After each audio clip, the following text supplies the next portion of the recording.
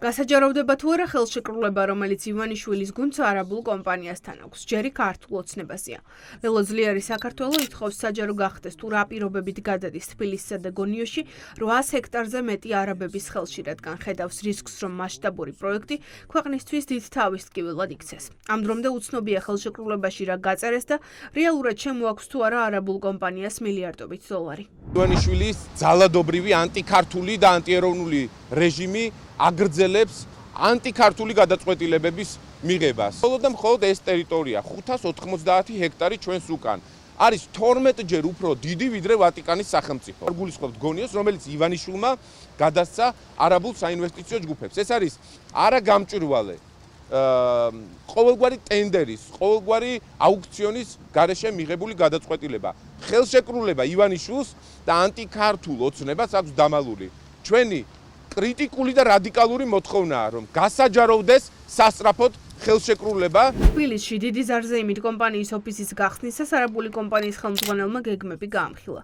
მათ შორის ისიც, რომ 60% მათ მიერ აშენებულ კომპლექსში საერთაშორისო მყიდველებზეა გათვლილი, რომ ემირატებიდან ჩამოსულები აქ ქონების ყიდვას და ცხოვრებას აპირებენ. ივანიშვილმა უნდა შექმნას არაბული ანკლავები, რა პირობებში საქართველოს მოქალაქეების ინტერესები არ იქნება გათვალისწინებული.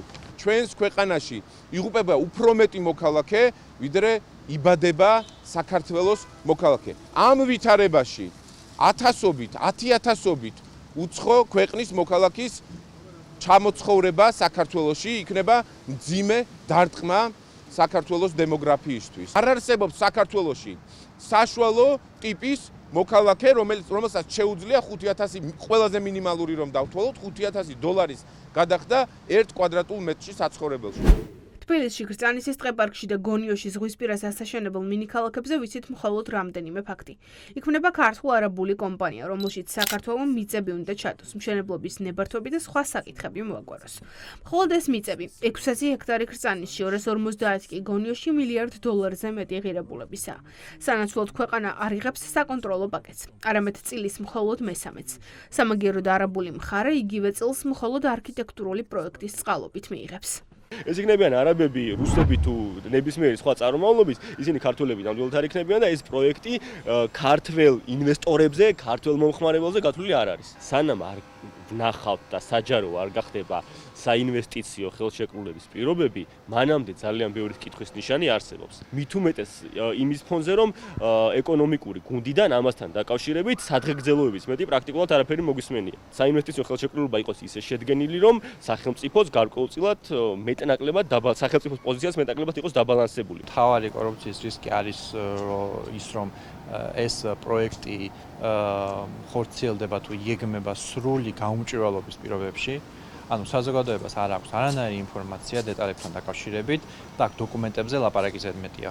რამდენი რა არსებობს საერთოდ ეს დოკუმენტები და ხელშეკრულებები თუ უბრალოდ ეს მემორანდუმის დონეზეა. თუ გავითვალისწინებთ რა ტერიტორია გადადის არაბული კომპანიის ხელში, თბილისში ფაქტობრივად მცხეთის სიდიდის ქალაქი უნდა აშენდეს, გონიოში კი სიღნაღის სიდიდის. ქრწანისის ტყეპარკის ტერიტორიაზე მასშტაბური მშენებლობა კი ეკოლოგიურ მდგომარეობას და მტკვრის ჭალებს დიდი საფრთხის წინაშე დააყენებს.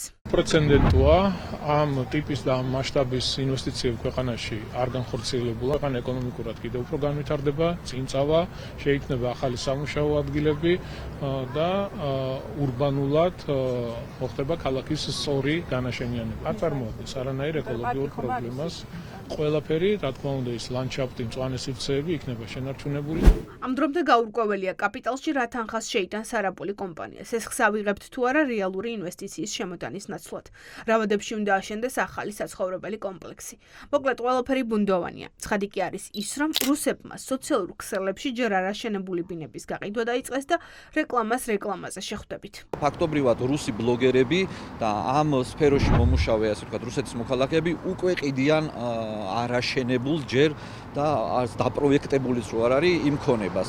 ანუ ეს უკვე რაღაცა წინასწარ შეთანხმებული არის და ასევე ძალიან მნიშვნელოვანი არის მთელს ამ პროცესში ბიძინა ივანიშვილის კომპანიების ინტერესები. ცნობილი ინვესტორი შეიძლება ისევ ბიძინა აღმოჩნდეს, ან წილში ჩაუჯდეს ამათ ბიძინა ივანიშვილი. მოკლედ ძალიან ბევრი საეჭვო დეტალი არის. ჯერ კიდევ გასარკვევია რა გათვლა აქვთ არა ბიზნესმენებს და რა პირობებზე დათანხმდა საქართველო, რომელიც ამ პროექტის თანამონაწილე ხდება. და ისიც, შემთხვევითია თუ არა მშენებლობის დაანონსებამდე ერთი თვით ადრე ემირატების პრეზიდენტისა და ბიძინა ივანიშვილის შეხვედრა.